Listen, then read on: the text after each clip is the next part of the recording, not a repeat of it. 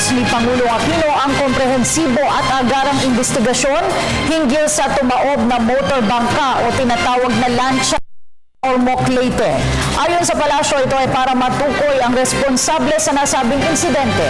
Inatasan din ng Pangulo ang lahat ng kinaukulang ahensya ng pamahalaan na ipagkaloob ang tulong sa Philippine Coast Guard. Samantala, nagpaabot ng pakikiramay ang palasyo sa pamilya ng mga biktima ng trahedya. May ulat si Rocky Ignacio mula sa Malacanang, live. Maraming salamat. Ipinagutos nga ni Pangulo Aquino ang malawakang investigasyon kaugnay ng trahedya pati na ang pagpapaabot ng agarang tulong para hanapin ang mga nawawala pang pasahero.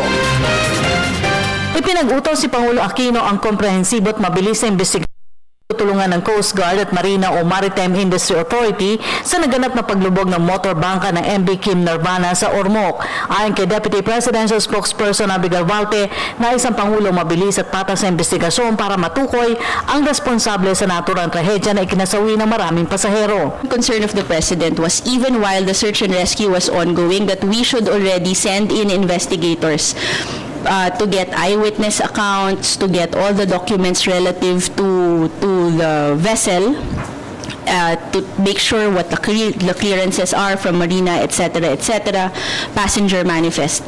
So nag-utos po ng isang masinsinang pagtingin ang Pangulo doon sa insidente at gusto po ng Pangulo na una maging mabilis ang investigasyon. So nag-constitute po agad ang Philippine Coast Guard ng Maritime Casualty Investigation Team.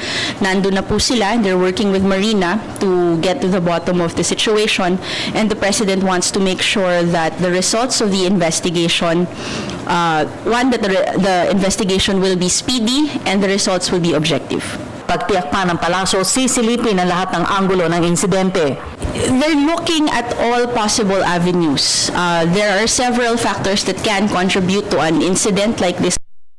I'm not saying that this is the case, but we've seen this in past incidents. Kung meron bang overloading sa passengers or sa cargo, yung seaworthiness nung bangka, kasama din na ho dyan yung capability ng kapitan at ng mga opisyal na patakbuhin kung may sapat po ba silang kakayahan and experience at kung nakakailang layag na po sila.